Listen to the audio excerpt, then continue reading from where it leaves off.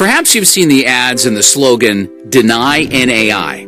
We hope you have, because this summer, the Airline Pilots Association International launched an aggressive education campaign in Washington, D.C. to inform lawmakers about the dangers of Norwegian Air International's scheme to fly to and from the United States, a scheme that threatens U.S. jobs, fair wages, and the future of our U.S. airlines.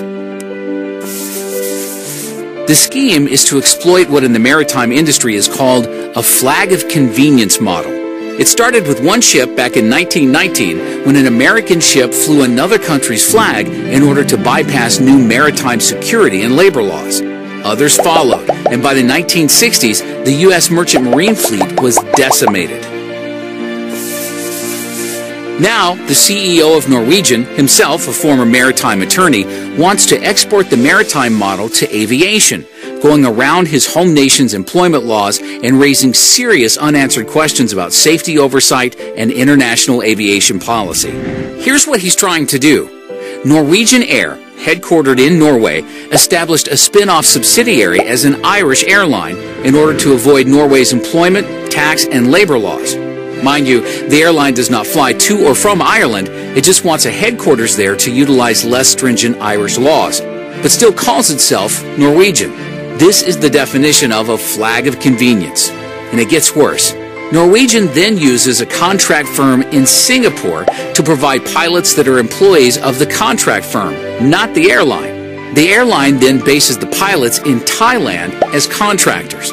These pilots, like the flight crews, work under individual employment contracts and are compensated well below that of Norway-based pilots and flight attendants. And now, with that convoluted formula for discounted labor, the CEO would like to compete directly with U.S. airlines on long-haul transatlantic routes. Of course he would. We know exactly how this will affect U.S. airlines because it happened before with U.S. shipping. So it's no wonder why working men and women in the U.S. aviation industry are against it. And, not surprisingly, they aren't alone. More than 35,000 people have signed the petition that urges the U.S. Department of Transportation to reject NAI's foreign air carrier operating permit. The campaign has garnered the bipartisan support of hundreds of members of Congress concerned about the loss of middle-class aviation jobs in their home states.